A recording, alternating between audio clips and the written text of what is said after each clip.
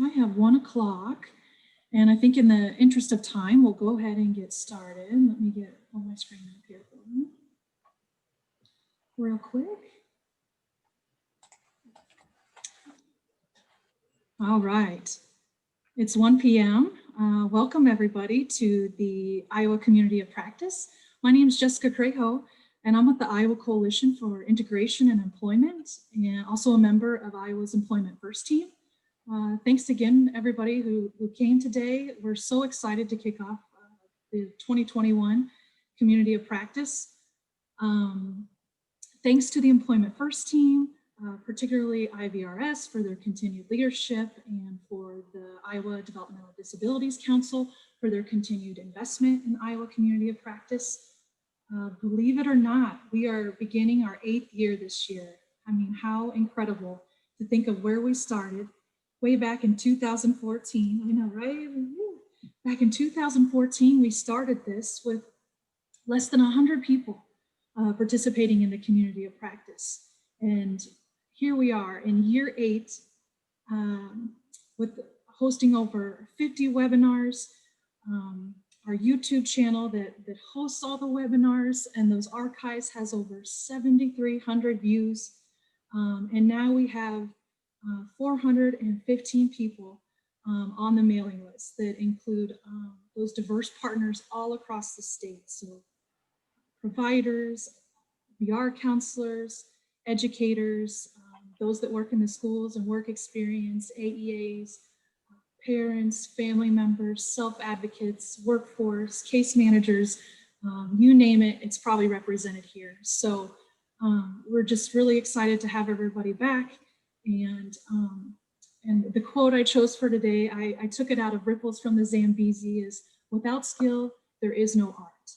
And that really spoke to me in this Community of Practice, because I feel like we all keep coming back, right, to hone our skill around providing integrated, competitive employment options for Iowans with disabilities, so that is the first and preferred outcome for everybody.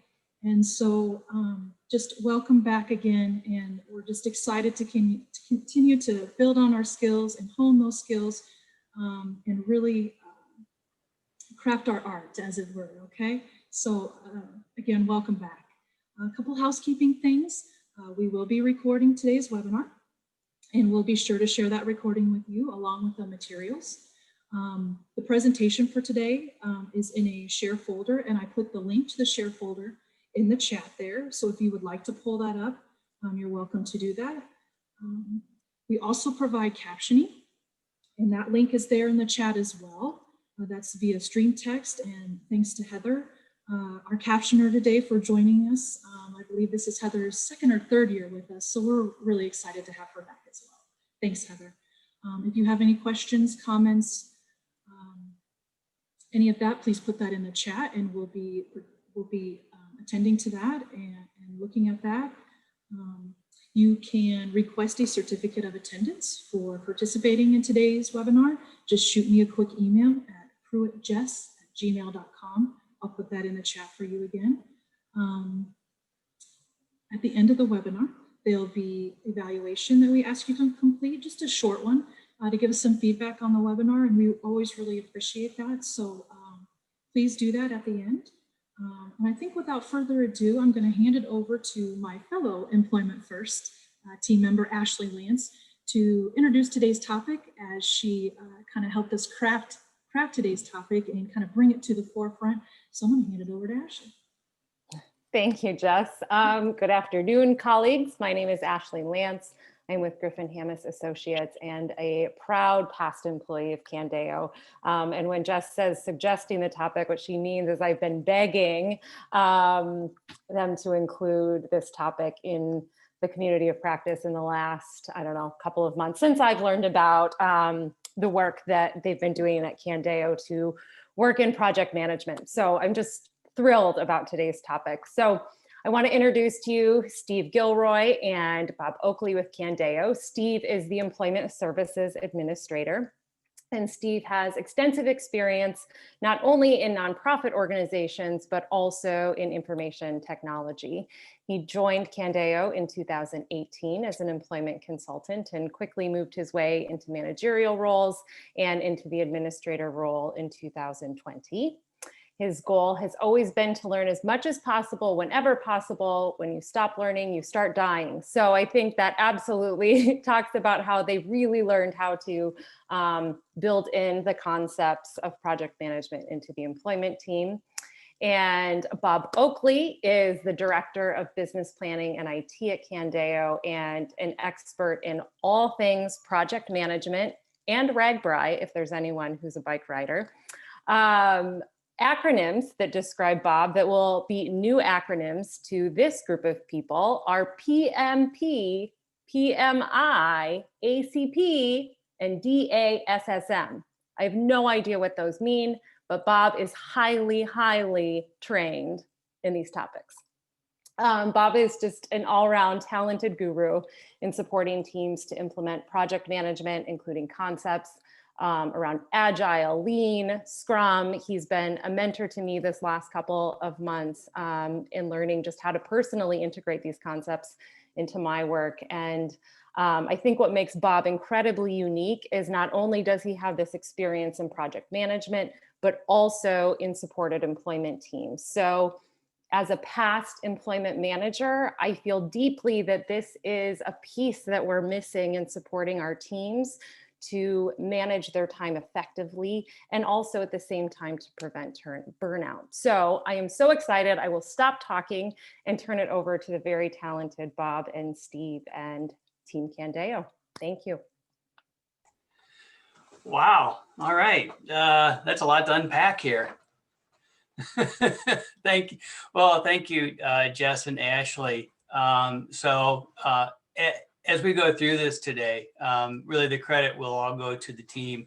I know next to nothing about supported employment compared to all of you and all of the people on the team that I serve. So really all the credit is going to go to them. What I'm going to do here before I get started is I'm going to attempt to share my screen. So who knows, you might see all sorts of stuff, but hopefully you see my presentation first. There it is. All right. Are you seeing my presentation? All right. Steve's nodding. All right. Great. Great. Super. So so today we're going to share kind of our learnings from the past couple of years of our experiment at Candeo with Agile and Lean, and specifically with the employment services team. One of the things though, and so the success or failure of today is going to hinge on how much you can help me during this presentation today. Okay, so I'm going to ask you to put some things in chat today.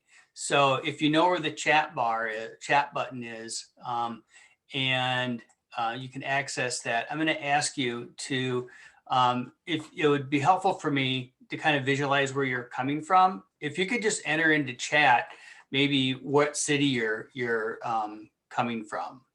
All right, what city you're viewing in. That would be really helpful.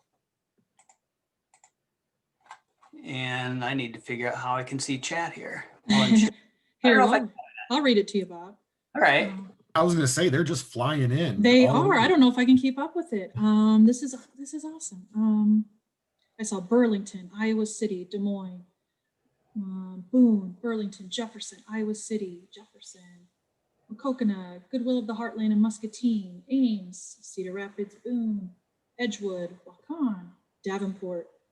All right. Waterloo, Des Moines, Guttenberg, Mason City, Fort Dodge.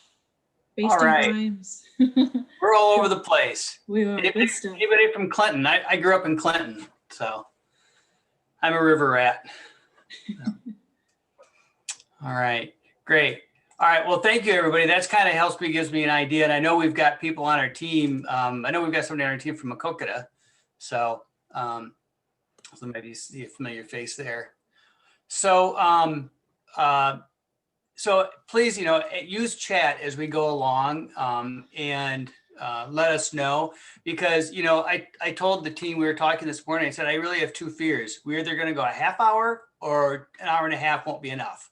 So I'll kind of need your help to figure out, make sure we get the content that you want out of today. All right. So curiosity over judgment. All right. I start every time I talk to somebody about Agile or Lean, I start with this. And I learned this from a guy named Tim Ottinger. He's Agile Lean thought leader based out of Chicago. And he was actually passing around buttons with that and at a conference. And, you know, it's always, when we're doing Lean and Agile, we're thinking differently, we're working together differently, we're interacting differently together. So coming from a place of curiosity versus judgment is really important. You know, I know for me, when I start to feel judgmental, I feel it right here in my chest. And through this reflection, I've come to realize that I usually am feeling frustrated that somebody doesn't understand something, or they're not doing it the way I think they should be doing, or whatever.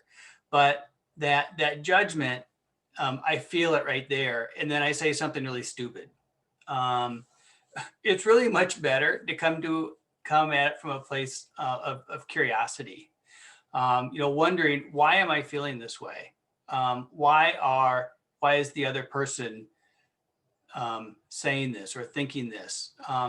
So when we get into Lean and Agile, it's just a different way of working than most of us have been taught.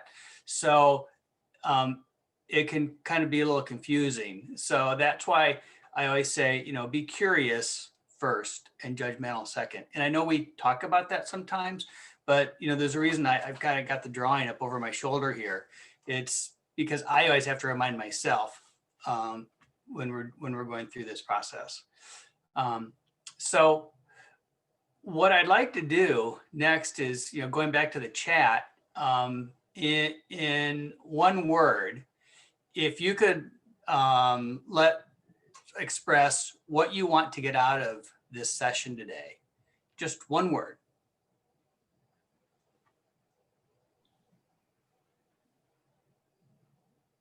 Ideas.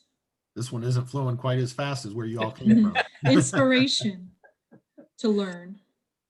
Tips. Information. Connections. Springboard. Organize my life and work. Information, suggestions, teamwork. Ditto on all the messages. Tips. All right. So if you didn't get one in there, that's fine. But be thinking about what you want to get out of this session, because we have a mutual responsibility. You know, I need to present it, but if you're not getting what you want out of it, ask questions or follow up afterwards. That's really the important part, is that you get what you want out of this. So as we go through this, like I said, use the chat, let us know.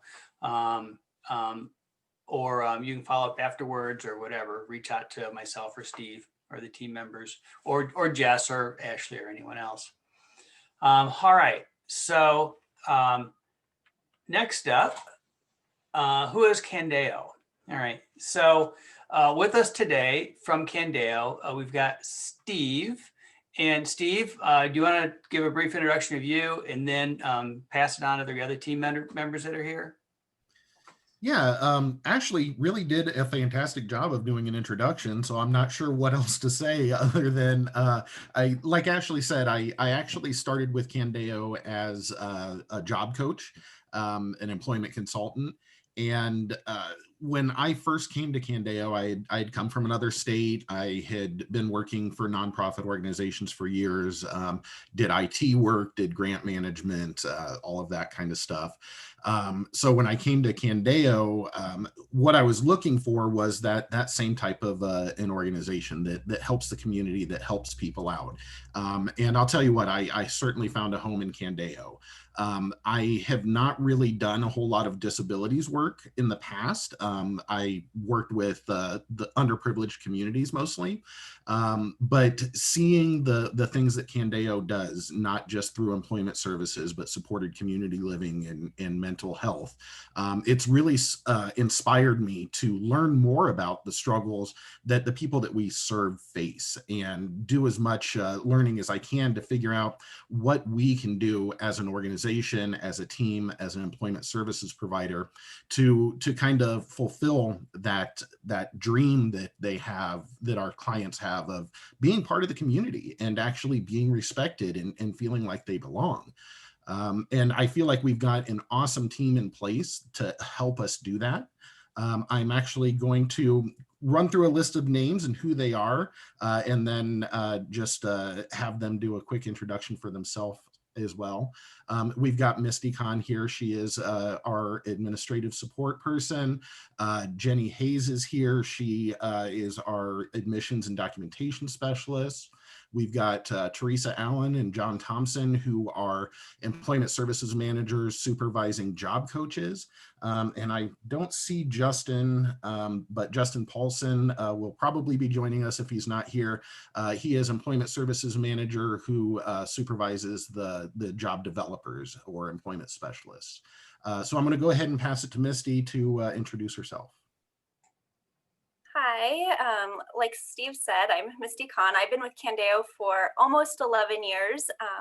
So I've kind of got to see, implementing discovery practices at Candeo and different programs we've tried throughout the years. And the process that Bob's going to be covering today, Agile and Lean, it's just been so helpful to help kind of organize our thoughts, where we want to go, how to kind of take off some of those stressors that kind of get in the way of making sure our program is successful every day. So yeah, I love Candeo. Like I said, I've been there 11 years. So I guess if Jenny's here, Jenny, do you want to talk about yourself? Sure. So I'm Jenny Hayes. I'm the one that hails from Makokata, and Carolyn and I actually went to high school together, Bob. So thanks for remembering where my hometown was. But I, like Steve said, I am the admissions and documentation manager for our team. And honestly, for me, the biggest benefit that I've kind of felt from our team going lean or agile is being able to be more transparent and see where the workflow was. As the admissions and documentation person, the work I do touches a lot of different hands. So I was really starting to feel kind of bogged down, and being able to see what was coming down the pipeline and allow other people to see what was coming down their pipelines from me was honestly just very different and very good once we kind of hashed that all out. I've been with Candeo for about, it'll be 7 years, I think, this year. So I guess, Teresa, do you want to go next? Sure. Good afternoon, everybody. I'm Teresa Allen. I'm the newbie to Candeo. Today actually is my 7-month anniversary. Prior to Candeo, I worked for the American Cancer Society for 31 years, and the pandemic kind of paused or put that, anyways, done with ACS, and in looking for a new world, found Candeo, and I must say it felt like coming home.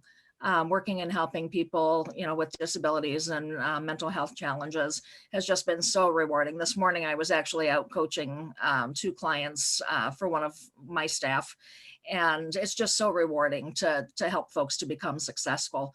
As far as Agile, it really has helped me learn and focus on those things that are most important. Keeping track of client annuals and all of those kinds of things that we all do. It's really kind of like a checklist within a checklist, and who doesn't love a good checklist, right? If you're in this world, you need one of those. John, thank you, Teresa. John. Hi, everybody. I'm John Thompson. I'm Employment Services Manager. I am going on 5 years with Candeo, but I am fairly new to the management team. I became a manager back in September.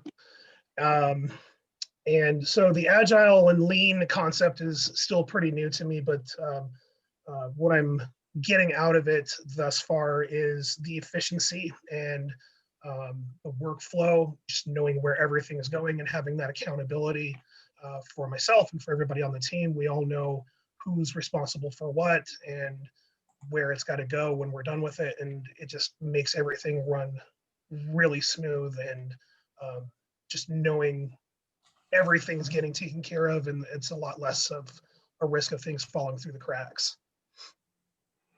Great. Thank you, John. Let's see. And I think Justin is actually out with somebody today or this afternoon. So unless Justin, you can talk up, but all right, great. Well, thanks everybody for sharing. Yeah. So I think it's important to know that you always have to have a reason when you're doing this. You don't just jump in and try to upend how people work. So that's why it's really important for everybody to really share their perspective. You don't go in and do something unless there's a problem, right? You can't fix it unless it's broke. So a few years ago, I started talking to the our previous administrator for employment services. And I've been thinking about working with our employment services because I really saw sort of from a distance, saw some of the struggles they had. But we sat down and walked through and identified some problems that we wanted to address. And here's kind of what we came up with. First of all, we had siloed team members. So really just within the team, we were siloed. We weren't communicating very well. And we also had a siloed team. And now Candeo is my first community services organization I've worked with. I came from the for-profit side. So I don't know if it's the same way in other organizations, but our employment services is very siloed from our other HCBS services, which is siloed from our behavioral therapy services. So each service line is very siloed from each other and doesn't communicate a whole lot. And there was desire both from corporate, right, from the rest of the organization and from employment to start to bridge that gap and break out of those silos a little bit. The third issue or problem that we wanted to look at was lack of visibility of the work. And this was something that Jenna, who was our previous Steve, right? Steve's the new Jenna. She was, her background was in benefits planning. And when she was trying to understand discovery and development and everything, she had difficulty under really tracking everything that was going on. There's a lot of moving pieces, right? So she needed visibility. Somebody'd say, well, I'm doing this. And the next person say, I'm doing this. Another person say, I'm doing this. But she, how do you hold all of this stuff? Everybody's this, I'm doing this. So that's what she was looking for. From my perspective, looking at it from the outside, I saw Candeo we were just having difficulty scaling our employment services, being able to serve larger numbers of clients with in a manageable way. That seemed to be an issue that we were having. And then finally, the last one was a corporate goal, which was improved supervisor-employee relationships. We had received some feedback through surveys that we weren't communicating very well as a company, and that some employees, and this wasn't specifically employment, again, this was corporate wide, but that the employees were feeling that they didn't have the relationship that they could have with their supervisors. So that was something that we wanted to address through this process. And I work with other teams as well. So every team that I work with, this is sort of a corporate goal that we integrate into what we're doing. So now what you might do, what you might find interesting is maybe writing these down or just sort of making a mental note of them. And as we go through the next slides, sort of identifying what problem we're trying to address. Okay. So, because again, we try not to do stuff unless we try to be very efficient. We try not to waste time as we go through stuff. So we don't go through a process and make it inefficient if we can help it. Right. So, all right. So, So let's go to the next. All right. So now our approach has evolved over time. We started very in strictly agile, we had scrum teams, right? So if there's anybody that has a background in agile, they know what a scrum team is. A scrum team is probably the most popular version of agile in the world. You start with a team of 7 people plus or minus 2. You have a weekly stand-up meeting. You use a board where you put all your tasks on it. You have regular meetings called a retro and planning session, and you plan in 1 or 2 week increments, maybe a month increment, and it's iterative, right? So the idea is that you're producing something on a regular basis. You make regular basis, you commit to doing something in 2 weeks and you do it. And then you go to the next 2 weeks and you complete that. Well, that fell apart in like week 1 because we can't do things in 2-week increments. Our work flows, right? All of our work flows. We constantly have an influx of work coming in. So we've evolved into more of a lean organization or lean work where we focus on the flow of the work, getting things from start to finish. We really focus on the client value. What are we delivering to the value that we're delivering to our client and actually we use a broader term, actually customer, because we have our clients as a customer, but we also have the other services. Our daily and intermittent services are also clients of ours because we have to work with them. We have our payers, the people who pay us. They're also a customer of ours because if we don't deliver to them, then we don't get any more clients to help, right? So we've got all sorts of customers to think about.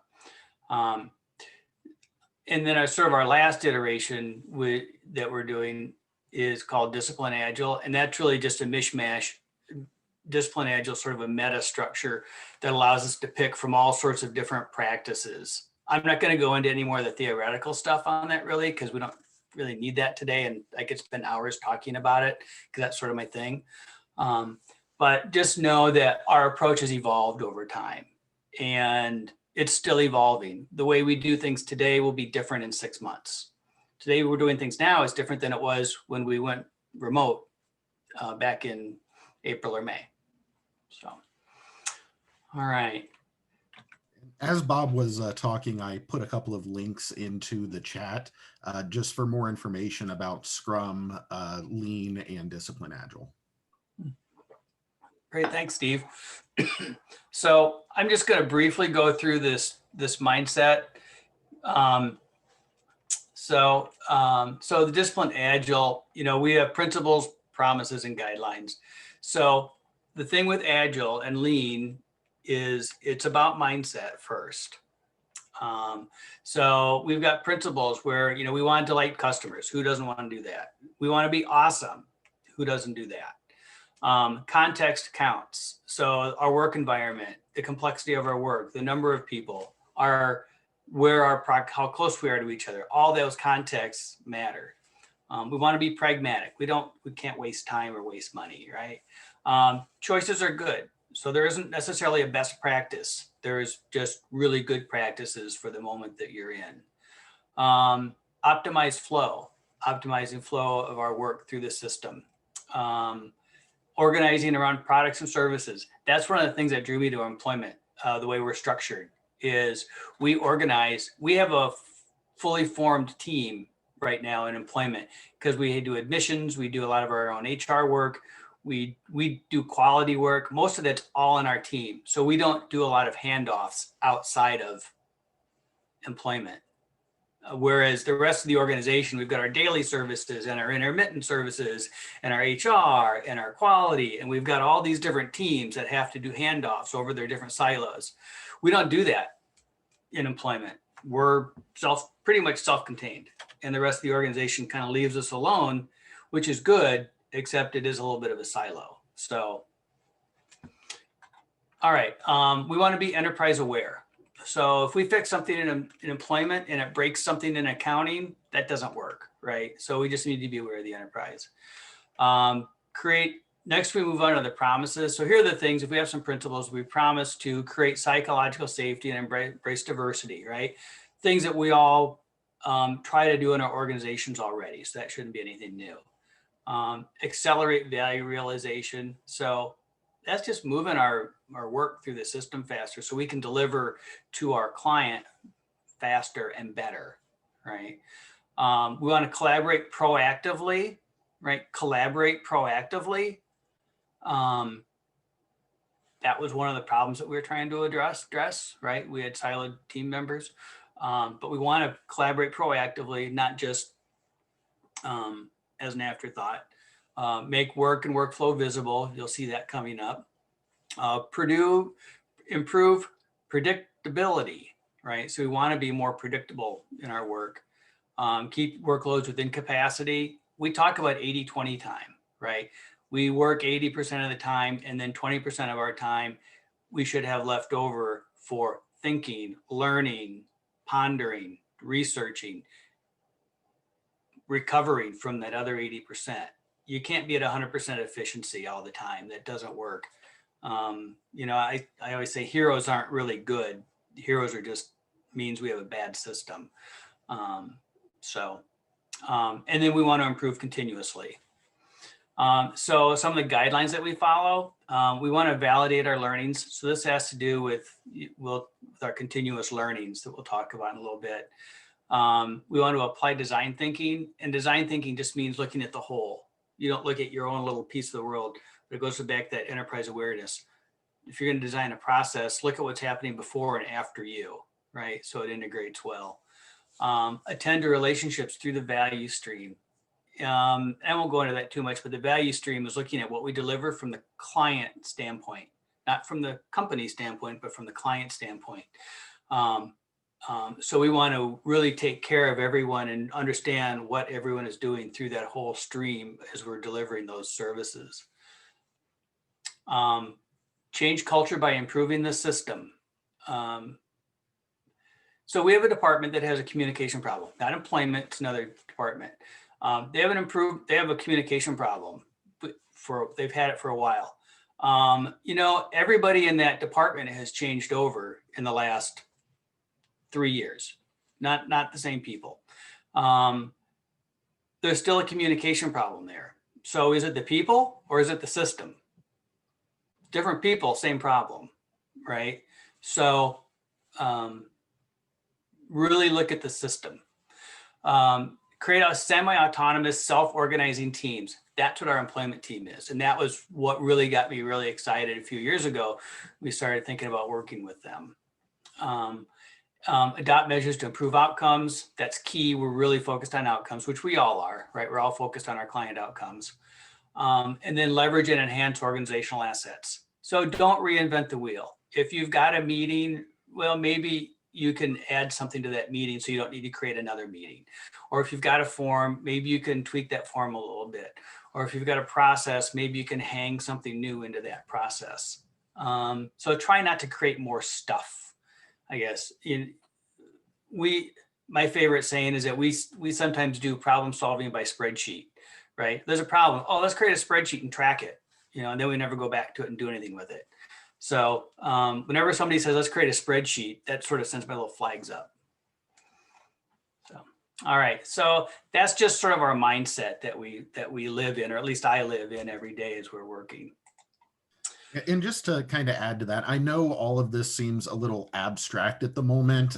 It's a lot of organizational level type stuff. But I think as we go through the presentation, you'll see how our team has been able to apply it specifically to our employment services and kind of bring it a little bit more closer to home.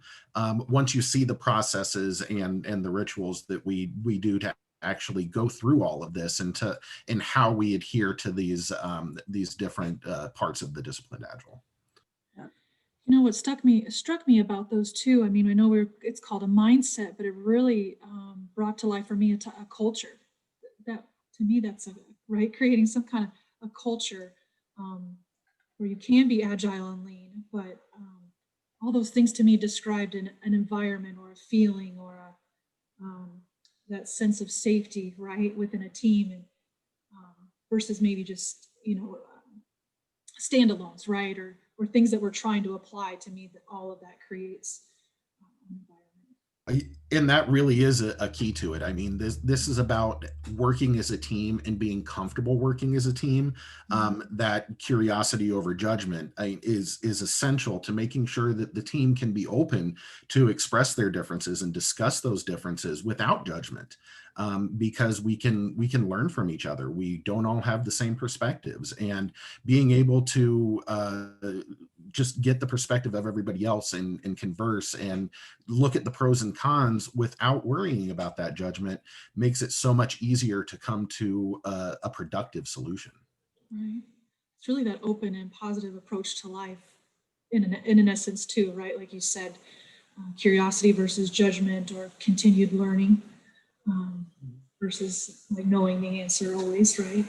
Great stuff. Cool. Yeah, there's, I was watching a webinar this morning about agile versus a fixed mindset. How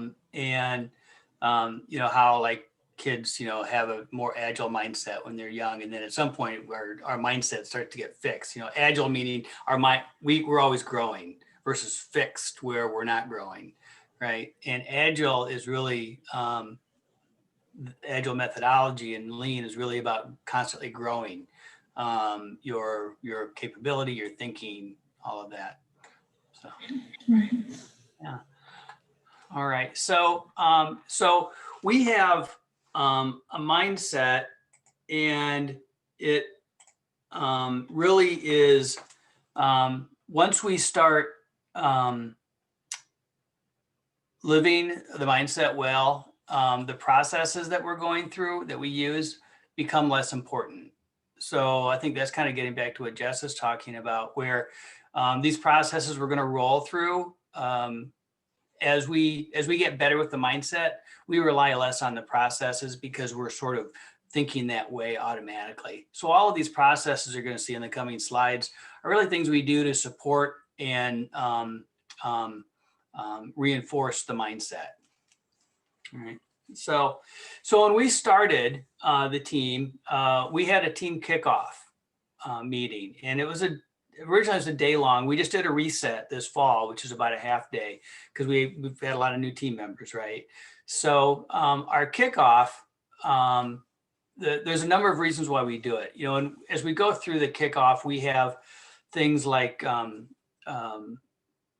it's sort of a kumbaya day. I hate to say it, but I'm not really a kumbaya guy, but that's kind of what it is. Where we talk about, this is what my values are, what are your values, and we talk about that in ways that are safe. We create a very safe environment to share that, and we create some team values of what's in it for the team, what's in it for me, what's in it for the team, what's in it for Candeo, what's in it for the world, right? So we really try to bring all that stuff together, and the whole idea is that we want to form a strong team. I like the Tuckman stages of team formation, where you start with forming, where you're just starting out and you're trying to figure out who you guys are. Then you go into storming, where you're trying to figure out your roles and how do we work together and all of that stuff. And then you go into forming, right, or norming, where you're really starting to hit your stride and you're really starting to figure out how we work together. Because there's the formal structure, and then there's the real structure, right, of teams. And then finally you get to the performing stage, and where you just got it all going well. You feel it, you're in the flow of everything.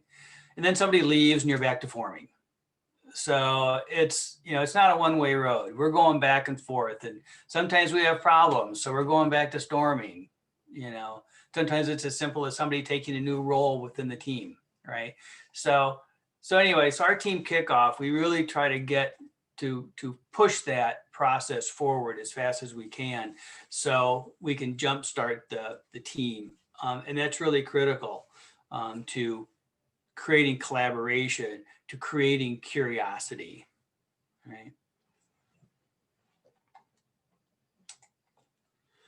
All right. So like I said earlier, practices serve to support and develop the mindset. Over time, our reliance on practices will wax and wane as we face different contexts. And we know our contexts are going to change, because we have a changing team, a changing environment.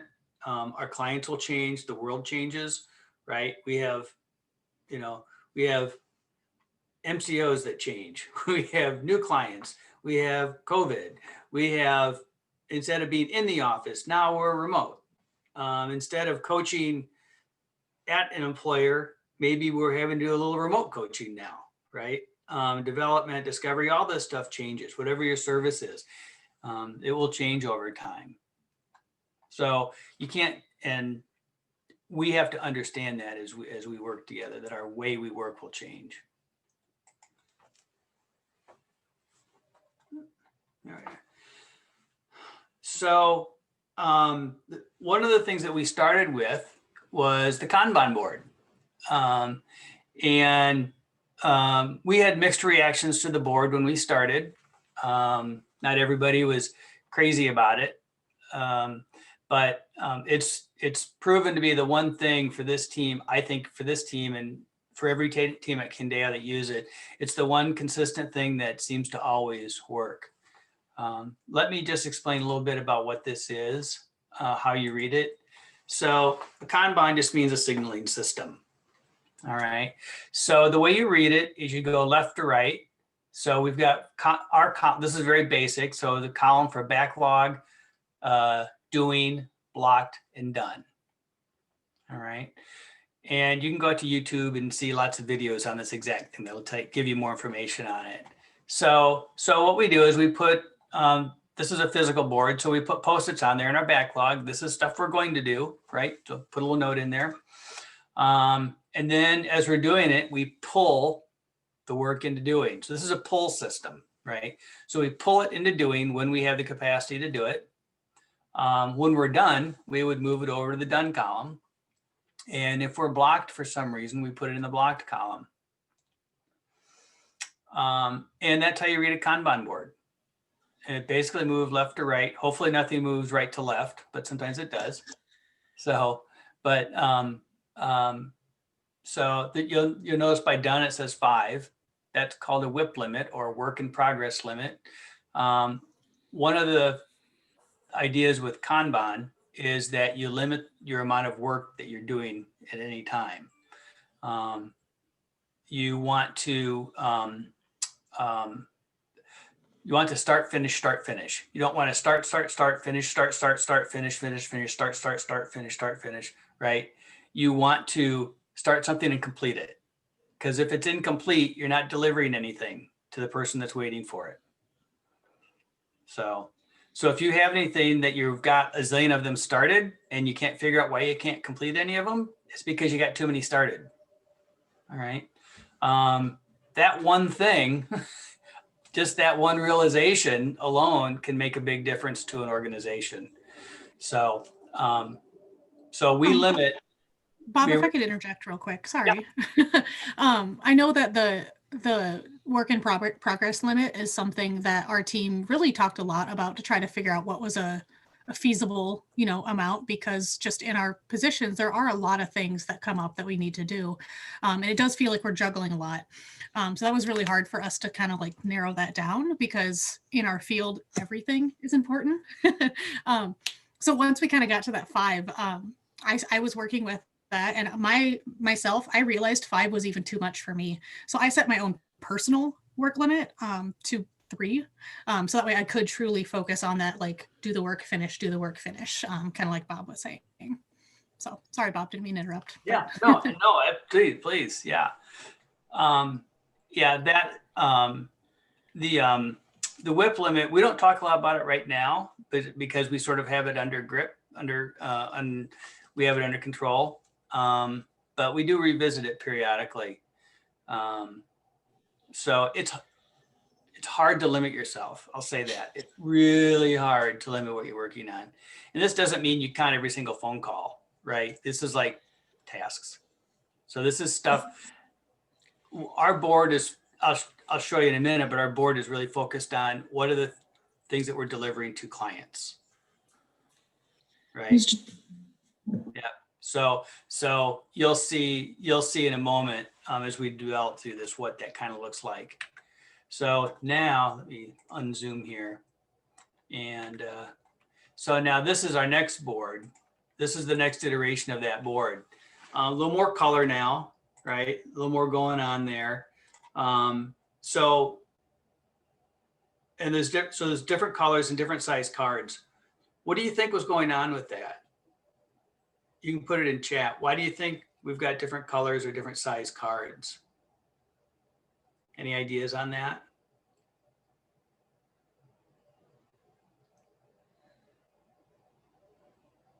So members, priorities, urgency.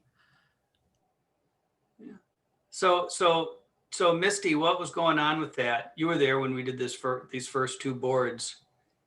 Yeah, so when we were still using Post-its, every team member, I believe, had our own kind of color of Post-it. So, you know, you could, I think this might even be before we started identifying colors for team members to be able to see who's working on what. I think one of like the regular Post-its might have been like for a client annual or a client intake, maybe, gosh, I can't even remember. This was like 2 years ago, Bob. Yeah, but I think that was what this board here might have been. The cards were for different tasks. Okay, so you'll notice on the left-hand side, we also have, there's a listing of things along here. These are the things that we agreed to put on the board during our kickoff meeting. We had to talk about what are the things that we want to put on the board. And I think it is, I think annuals, like staff annuals and 30 and 90 days, training, one-on-ones. I think we have discovery. There's some other things, billing, funding. So yeah, just sort of development, just sort of different topics that we agreed that we would have on the board. I think that's right. I just remembered, Bob, I think every kind of task that we have, like a client annual, had its own card. So it was like attending the meeting was a card, and then getting the plan from the case manager was a card. So I think, yes. Yeah, we had a zillion cards. We probably had more than we needed. So here's our next iteration. We've gone uptown here, right? So now it's beyond just a regular whiteboard. This is now a wall. All right. So who wants to, what were you guys thinking? I guess I can speak on this a little bit. From my perspective, what I was thinking is I had no clue what was going to be coming down the pipeline for me because our backlog was small and cluttered. As you guys could see, we were using tiny Post-it notes, and there was a lot of them in it. And it was hard for me to be able to see where my tasks were or what would be coming to me. And that reduces the speed, you know, of getting your work done when you're not prepared for things that's being dumped on your lap. So we just kind of wanted to break it out a little bit more so we could physically see what each person was doing at any given time to really improve that transparency, and also allow other departments or other people in the office to come through and just kind of see what was going on, because we do obviously work with other departments, and they just like to know like what's up to sometimes. So just to give you a geography lesson here on the board, we still have our 4 columns of backlog, doing, blocked, and done. And then down the left-hand side, I guess I'll zoom out here for a moment. Down the left-hand side, each person now has their own row. So Jenny has a row, Misty has her row, each of the managers has their own row on the board. So their cards go across from left to right. So instead of just sort of being haphazard through the board, they go straight across, and everybody can see pretty easily what each person is working on. Yeah, and I think at this point we had actually started color coding our cards based on what the tasks were. In that top row, you can see the 2 like greenish colored cards. I'm pretty sure those were discoveries. The next one down, I think the blue ones were annuals, client annuals. And then the smaller ones were basically smaller tasks or smaller projects that we were working on. So we definitely got more targeted and more organized at this point by breaking it down the way we did. Yeah, and there was this experiment down at the bottom that Misty and Jenny did, which worked for a while until I think you at one point realized you didn't need it anymore. Is that what happened? Yeah, kind of. I think because that down there was really just kind of the flow of services for folks. So as they did their orientation and I did the paperwork and they started the service, they just kind of flowed through all of those pieces because a lot of those parts would flow between myself and Misty. We each do various parts of that before the individual start services. And we were trying to really kind of hone in on the time people were spending in services to ensure we're providing a quality service for discovery, especially. So we were trying to use that board to really track the amount of time it took to get authorizations, the amount of time it took for us to start with someone after receiving that auth, the time in services, and just seeing like where are we done with the DSR? Has the next funding been requested? So that was truly just like kind of Misty and my personal flow chart to hold the rest of the leadership team also accountable. So that way, like it's visible, like, hey, you've been sitting on this DSR for a few days now. We're waiting for it. We really need this. We can move on to that next step for the client. This is kind of like what Bob was talking about, throwing spreadsheets at it. I lived in spreadsheets, so we kind of took some of those tracking sheets that I had and that Jenny used as well and kind of put it up on this board. So it wasn't just us sitting and looking at our tracking sheets being like, oh my gosh, where are we at in this process? Really making it more visual for everyone to see, like, yeah, we've been, like Jenny was saying, like I attended this annual 2 weeks ago and I haven't passed it down the line yet to the next person who needs it. So this was kind of the exact opposite of a spreadsheet to the board instead of creating a spreadsheet. Yeah. So remember, making work visible, right? Yeah, that's what I was just going to say. I mean, this really improved the visibility on the team and in the organization, because I mean, this is a wall in our office. Anybody from any part of the organization can walk by and see on this line, oh, I can see John is working on these projects and this is where he is with it. So if there's any overlap between an employment client and an SCL client, that is readily visible for anybody on the SCL team that wants to walk over and take a look. Yeah. And I think the, those longer cards actually have lists on them. And they were, for a long time, they were handwritten lists. And then at some point, somebody got smart and just started making photocopies and cutting them and taping them up there. So, yeah. So, all right. So this was sort of our our wall, our physical version of it. And it was nice because it's very tactile. Let's see. I need to turn that off and then go. So that's kind of a quick evolution of our board. And then COVID came, right? So we moved to, in April of last year, we went work from home, right? Everybody kind of flew around. So we moved our board into Microsoft 365 Planner. And this is what it now looks like. So it's really the same type of thing, right? We still have our cards in there. We put labels on them.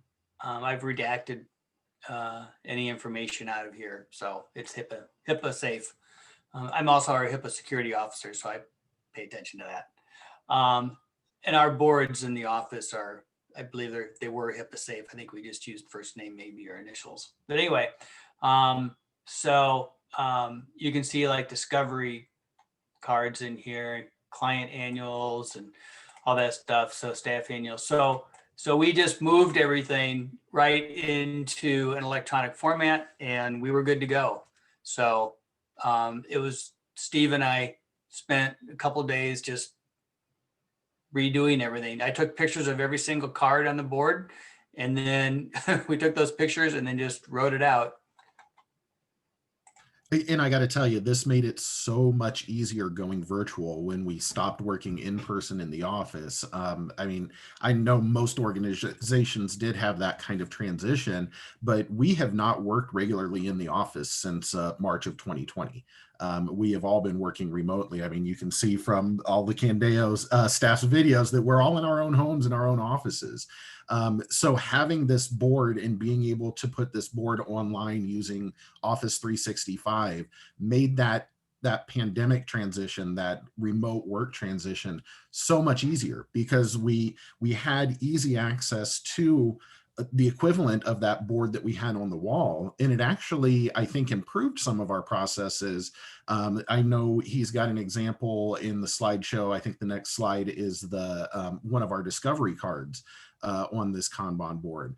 I mean, just being able to break it down like that and have that flow readily available and easy to see for everybody on the team, it just made things so much easier and not have to worry about, oh crap, that board's on the wall in the office. I'm in Altoona and the office is in Johnston.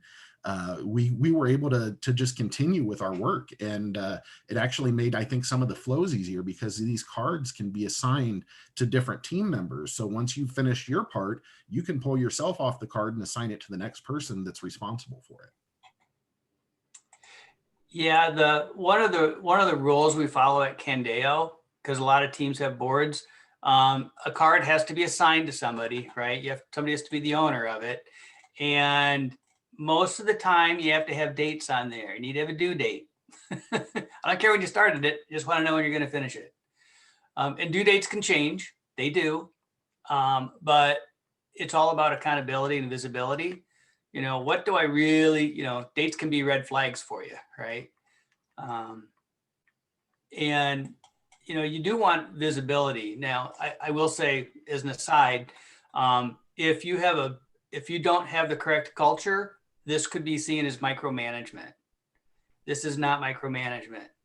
If we wanted to micromanage with this, we could. We don't talk about it today really, but the idea with Lean and Agile is that you create self-governing, empowered teams. You give them the environment, you create an environment for them and then let them go do their work. You get out of their way. Micromanagement is where you're telling people how to do their job. That's not what we're trying to do with this. We're trying to create an environment where they can be successful, and then say go, and then let the team go do the work. Like I said, I have no idea what we do on a regular basis. But and the beauty of this process is he doesn't need to know what we're doing. He doesn't need to know the details of our work. He can see how things are flowing and he can see the interactions. And that's where the project management really comes in. Bob doesn't need to know how to job coach someone or how to do job development, but he knows how the flow should work and he knows how the organization expects things to happen. And that's really where his guidance is key. Yeah. If I see the blocked column getting too big, even I can figure out that's not good and start asking questions, right? If we've got a whole bunch of blocked stuff, something's going on, something's wrong. If we've got a whole bunch of dates that we've missed, all right, what's going on, right?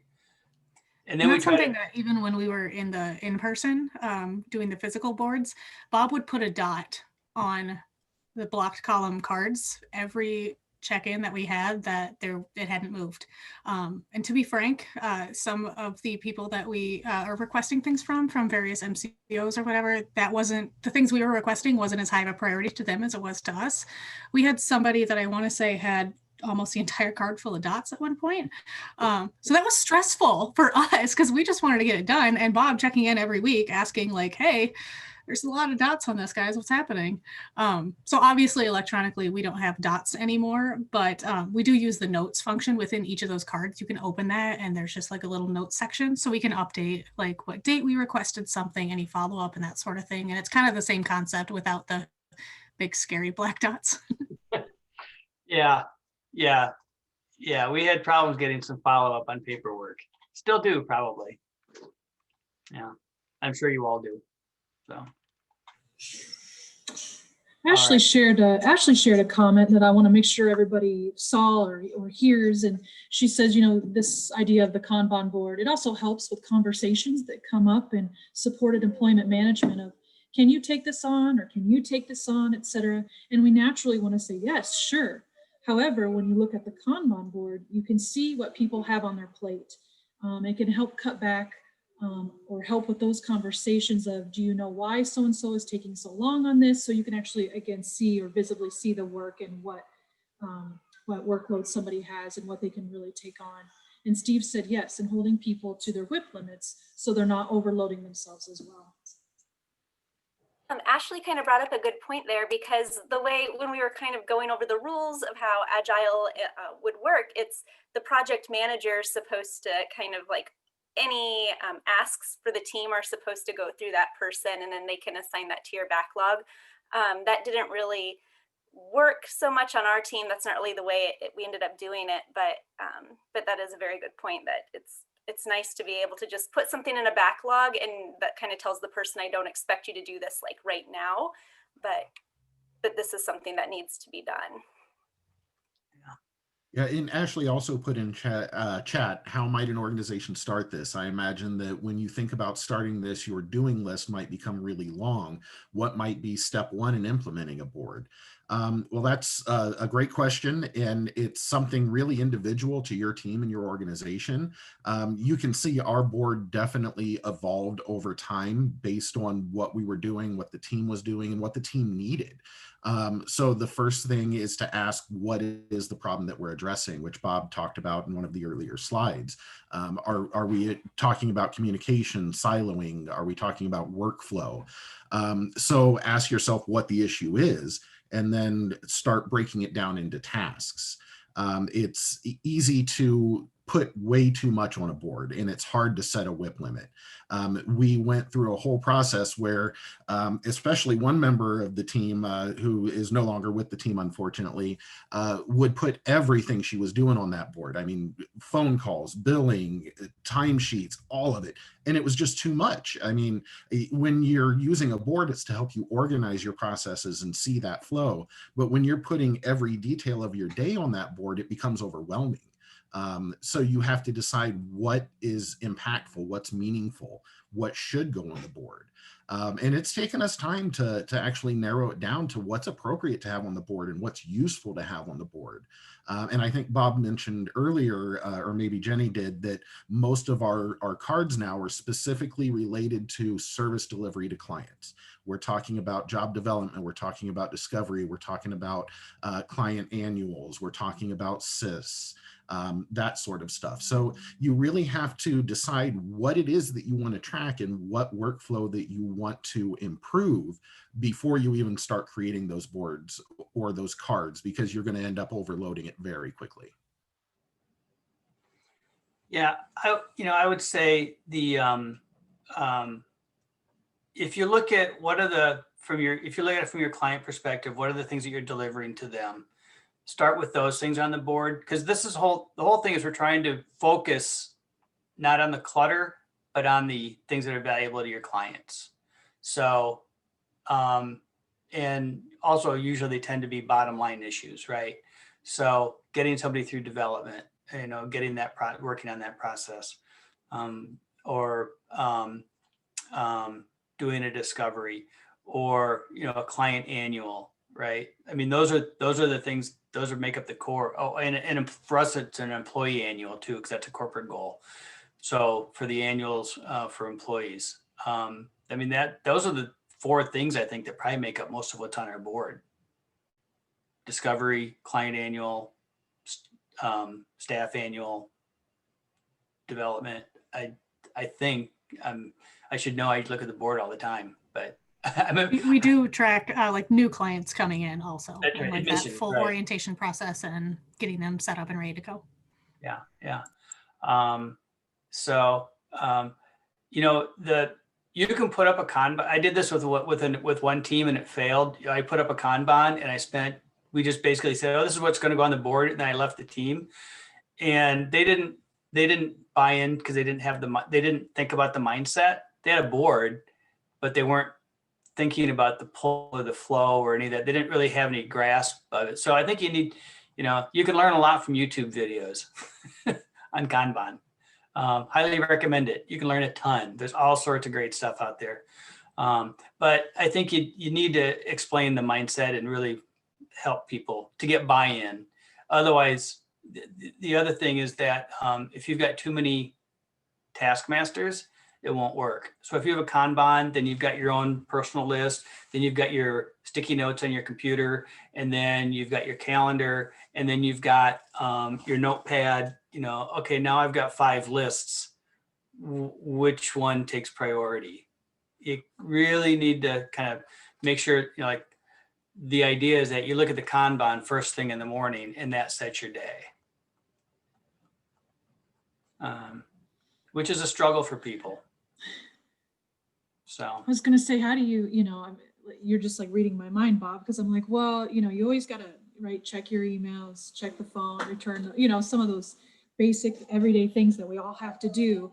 And then you have these important projects or things that you're working on, and kind of how do you balance what you put on and what you don't, or how do you know what really guides your day? Right. But I hear you saying that you've got to decide that as a team, kind of what that looks like, or what your ultimate value or goal is. And then that might direct what actually ends up on the board. Right. I mean, you've got, let's say your WIP limit is 3, right? Your work in progress. So if you've got one thing that's due today on that list, that's your priority. Now you have to work in other things as well, but that, there's you could have a whole talk about time management of how do you structure your time, right? Do you block your time, do it in blocks? How do you use your calendar? How do you turn off notifications, or when do you turn off notifications? So there's sort of a whole thing you can go through to make sure you're working your time effectively. I'm a big believer in blocking time off on your calendar and then honoring it. So if it's on my Kanban, all right, that's my first block of the day. Boom, right there. I don't answer email or anything. That's, I'm focused on that one thing. So, and I know everything's urgent, but if everything's urgent, then nothing's important, right? So yeah, right. And that probably gets to your own values too. Of the, I find it important to respond to emails right away, and that's just something that I've said to myself, right? That I've got to answer all those in a certain way. But so great feedback. Thank you. That's yeah. And if you set reasonable limits for how fast you reply to stuff, then you just build that into your schedule, I think, or into the way you block your time off. So yeah. So all right. So Kanban has been a really important thing that we do, but it's not the only thing that we do. It's the most visible one, and it's probably the thing that people focus on a lot. But it's only one of the one of the practices that we follow. So we're going to talk about some of the other practices that we use as well. There's the discovery one. So we already looked at that a little bit. I will say one thing about the discovery is that what's nice about it is we create a list in there to go through, and people fill that out, fill it in. So this is a template. So we just copy this over and over and over again on our board. For those delivering discovery and supervising those that do, have you found that to be really helpful in delivering that service with some urgency and kind of within those time parameters that are recommended? Yeah, to be honest, we really struggled with discovery delivery when the pandemic hit. We all know it was hard to do things in person, and some of our clients had difficulty switching over to a virtual way of doing things. We actually ended up putting discovery on hold for a little while just because of our inability to make progress. But we do, like Bob said, we put start dates and end dates, due dates in there. And we can actually put dates for the different things. You'll see it's got 3 different discovery activities in there. So if you did a discovery activity on January 5th, and it's now February 5th, and you don't have anything else that's happened on there, it's been a month since anything's happened. It's very good for that accountability and visibility. And that's why it's important. And when we start talking about these other practices, that you go back to this board. It's not just a one-time thing. This board is part of the practices and the process that we use.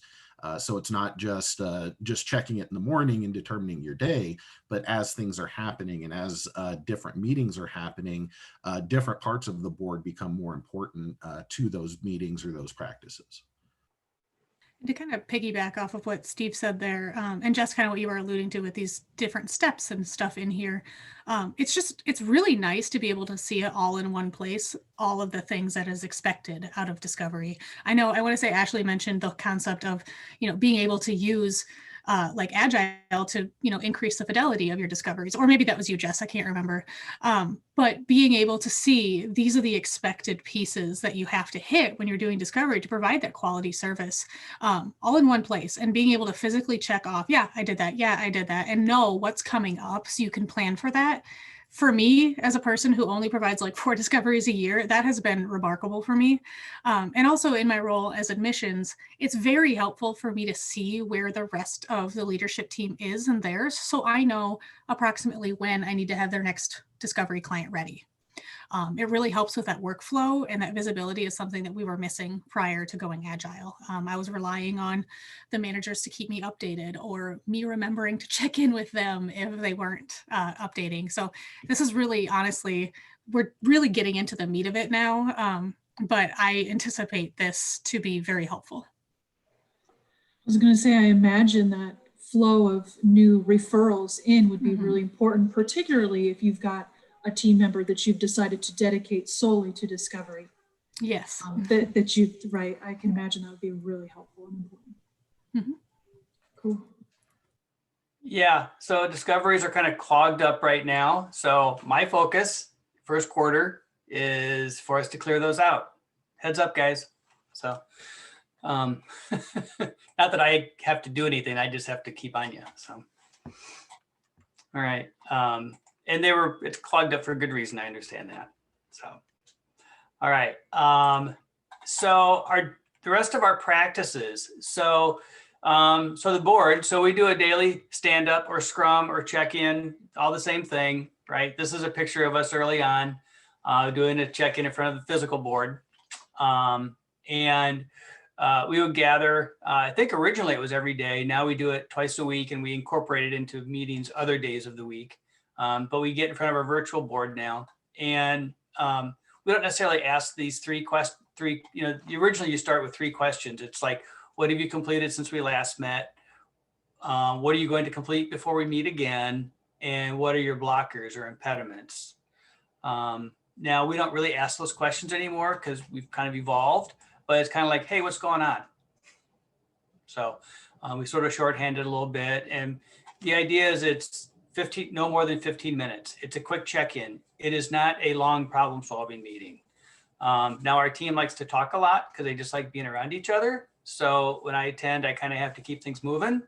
But it should be a chance for everyone to get together. It's a mini team building opportunity. It's an opportunity for everybody to understand what everyone else is doing. It gives Steve a chance to see, as the overall leader of the team, what's going on. People can touch base with one another. They can break off and do, stay on after the call or after the team. We do this all in Teams meetings now. They can hang on afterwards to do it as well, or to ask further questions or for further clarification. But the idea is that your teammates are going to be there, so you can catch them, especially with everybody. When we were in the office, everybody was like all over the place, right? It would be the one time that everyone would be together.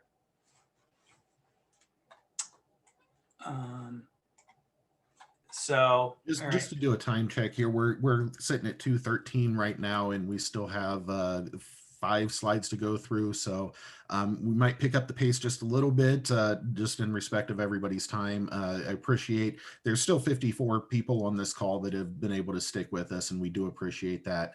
And if you can stick with us for another 15 minutes or so, we'll get through the rest of those practices we do. Oh, yeah. All right. Thanks, Steve. So the next thing is if the Kanban is the one thing that everybody sees as really important, the real glue, the real changer, the real thing that makes the biggest difference from what was before to what is now has been the retrospective. And it's because most teams don't do this. The retrospective is a chance for us to look back and look at how did we work together. It's not focused on the work, it's focused on our teamwork. So we get together every week, every Tuesday, we get together for about an hour, and we either do a retro looking back or a planning looking forward. And that looking back is something that, you know, again, most organizations don't do on a regular basis. So if I had to keep one thing out of everything, I'm not sure if it would be the Kanban or the retro. I would have a tough choice with that. And with the retro, with the retro, you know, it's a mini team building. So we always do sort of a check-in. That's what this picture is. And this is all about visibility, right? So there's not really long notes in here. We tend to draw pictures. So in this one, we were looking back and we were saying, what problems were we facing over the last week? Or how did things go over the last week? And we started putting sticky notes in there on a board. And it's a really simple process, but the higher the sticky, the higher the more important the issue. So we really drew a picture very easily of what was going on in the last week. And that's the whole idea of the retro, is you create you build as a team and you do a quick look back of how did we work together and maybe what do we want to work at moving forward. We also do planning sessions. And again, this is another one where this is a look forward. So this was from just basically the end of November through December. And, you know, this is for our CARF, and it's hard to see because it might be a little small, but we went through a CARF certification. Misty and Jenny were working on that. We knew that they had that through the end of the year. We knew that the managers had new staff and their workload was going to be going up and down based on onboarding new staff. And then we had a Paylocity, which is a software that Misty and Jenny were working on, and that was going to be starting sometime around the 1st of December through the end of December. They're going to be working on that. So again, we just drew a picture. It's very visible. It's not all sorts of notes. We just tried to make a visible picture of what does it look like coming up the next 4 to 5 weeks. So the planning and the retro are two really important meetings for us. I don't know. Do you guys have any comments on the planning or retro? I just kind of wanted to say that it was really important for us to commit to those meeting times, because if we didn't commit, we weren't going to actually make progress as a team. So that was something that Bob really kind of drilled in from the beginning, is being able to commit as a team to these. And at first, yeah, it was kind of tricky because more meetings, right? But once we were working on kind of those planning and more of those project type things, that we were able to see those results from, I think that really benefited us to be able to see that process and some of those benefits out of what we were working on. Yeah, I was going to say, the buy-in to doing these meetings is hugely important, because it is adding an additional meeting, and I'm the last person to meet just for the sake of meeting. I hate having meetings just because we're supposed to have a meeting on this day. But as long as these meetings are meaningful and we feel like we're accomplishing something, that's what's ultimately important. And being able to look back and see what went well, what didn't, what we need to improve on, and then having those planning sessions to kind of implement those improvements that we've discovered or talked about is really important. And without having those retrospective meetings, we wouldn't be able to understand what our barriers were as a team and move forward together to overcome those barriers. Yeah. So, and this last year, those meetings really kind of took a hit because essentially most of our work stopped. So, frankly, the beginning of the year, or as soon as we went remote, my focus was less on how is the work going or how are we working together. It was really focusing on keeping the team together because we were suddenly dispersed. We suddenly had a lot of people on furlough because of our clients not working, right? Everything was shut down. So my focus was just keeping the team in a good place for the second and third quarters. And then they finally said, hey, we're really kind of tired of all this kumbaya stuff. Could we like do some real work? So they didn't say it directly, but that's pretty much what the message they sent. So now we're like doing real work now that everybody's getting back to work. So, and that speaks to the mindset stuff that we were talking about earlier. We were comfortable saying that we don't feel like we're getting what we need out of this meeting. Let's see what we can do to change it so we are getting our needs met from having this meeting. Because it did at one point, a lot of the team felt like we were meeting because we were supposed to meet every Tuesday and do our retro planning meeting. But we talked to Bob, we talked to each other, and we said, we don't feel like we're getting what we need. Let's refocus and make it what we need again. Yeah. So yeah, that whole openness is really an important part. One thing I meant to say earlier, we're just about done here. We got one more slide, I think. But the roles are really important. Steve, so I call Steve our product owner, right? So Steve's job, from my perspective, Steve's job is to set priorities. That's it. I mean, I look to him for priorities. He sets the priorities for the team. What are we supposed to be working on? Steve's supposed to take the corporate vision and let the team know what that looks like through his eyes, right? My job is to make sure that the team is realizing that vision, and help the team do that. And then, the heavy lifting is done by everybody else. But so Steve and I really have a partnership in that, I don't, I may have an opinion on what we should do and how things should be prioritized. And if I really think it's important, I might share it with Steve, but really it's Steve's vision, right? There's no, sometimes people say, well, how do you guys do that? It looks like you're both managing. I'm not managing, I'm just trying to coach the group. I don't really work with individuals. I work with the team. And sometimes that involves working with individuals, but my focus is really on how are the team dynamics? How are we doing together? So plan continuous improvement, a real key thing. I won't go into it too much here, but that's a really key thing is we always need to be improving. And we've improved our admissions process, we've improved our staff onboarding, our client annual process. We've done some work on admissions. I think we'll probably do some more. So we've got a whole list of things that we want to work on. There's always a list of things for improvements, right? So I guess the last slide I had here is when we transitioned last spring. And, it was from my standpoint, it was an easy transition. And I do IT as well. So, because IT, we were already set up. So, but everybody in the organization already had teams. We already had Planner, which is what we use for our Kanban.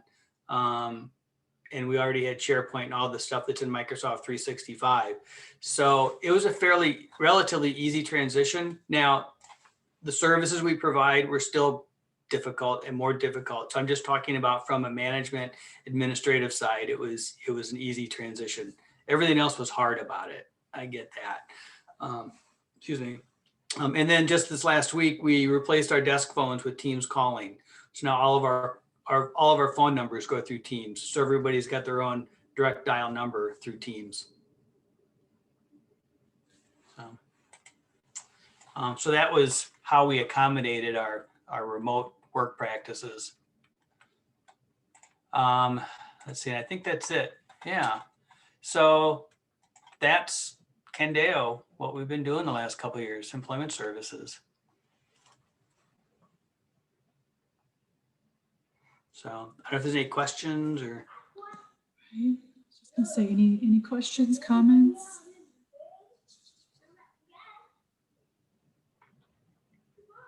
Absolutely loved all the ideas and looking forward to implementing.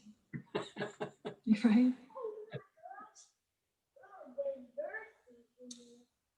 Me too, Chrissy. I've got a whole bunch of notes, right? Good stuff. So, yeah, so feel free, I put Steve in my email on there. So feel free to reach out to us if you want to talk about any of that stuff or need clarification. So quick question, what made you look at Agile initially? So, so I'm a project manager by background. That's the PMP part, professional project manager or project manager. And I didn't think, so we had great results on projects, all sorts of collaboration, all sorts of stuff. And then people would go back to their desks, back to their regular job after the project, and they still have the same problems they used to have. So I needed, the project management itself doesn't work with day-to-day work. Agile and Lean are ways of working. So that's what I was looking for. And I think Bob probably briefly touched on this at the beginning. In our team, we definitely were feeling that pinch, that hardness of we needed to work together better, and we weren't to that day-to-day stuff. And obviously, in a team like ours, where we work with people, a lot of that work flows between people. So Bob had the experience. We wanted to get better. It was just kind of a nice little match. And Ashley had commented, I might have missed this, but can you explain how it has been financially beneficial to the SC team? And really the biggest benefit financially is because of the efficiency, improving the workflow, improving the quality of services and the timeliness of delivery of services. It really does boil down to efficiency.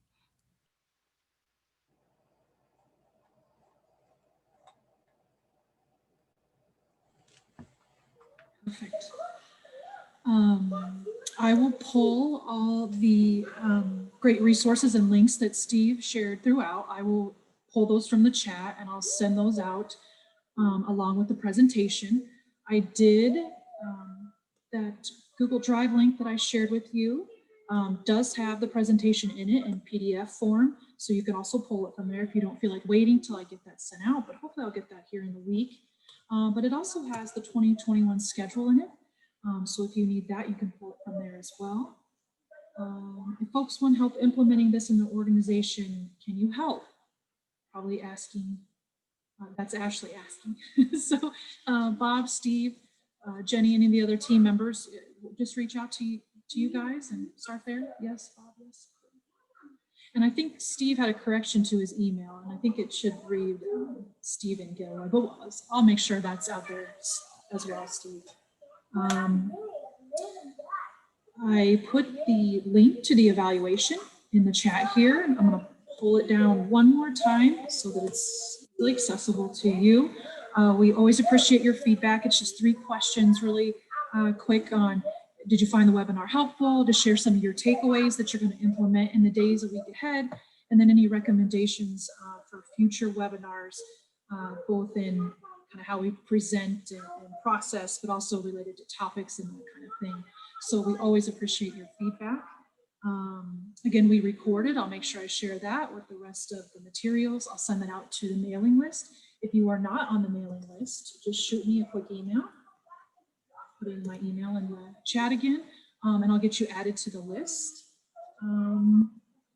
Oh, I want to remind you of our webinar in February. Gosh, that sunlight's hitting me in such a way you can't see me, sorry.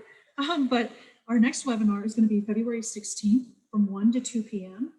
And it's titled God, Implicit Bias, How Ableism Intersects with the Provision of Employment Services and Supports. This is a topic we haven't really tackled before on the community of practice, and I would venture to say probably in a lot of our work and conversations. So want to encourage you to sign up for that, to approach that webinar with curiosity versus judgment, and to bring your open and positive approach to life, and to come listen to that. Raymond McCoy McDeed is going to lead that. Couldn't ask for a better person to guide us kind of through that conversation. So please join us February 16th. I'll be sure to send out the registration, but you can also find the registration link in the 2021 schedule as well. Hopefully I'm not missing anything, but again, we appreciate everyone coming and listening today, and hope you all have a good rest of the week. And thank you, Bob and Steve and Team Candeo, so much for just a great presentation, great ideas, and just being willing to share with us. Great stuff. Lots of thank yous. Yes. So Thank you everybody, all for hanging in with us. I know this was probably a little bit longer than expected, but hopefully you got something out of it. yeah, good stuff. Good stuff. Yeah, usually we'll run from 1 to 2 p.m., but since it was such a rich topic and such a beneficial topic, we decided to push it a little longer today. So thanks again. Everybody have a good rest of the week. Stay warm, stay safe. Take care, stay healthy. Bye.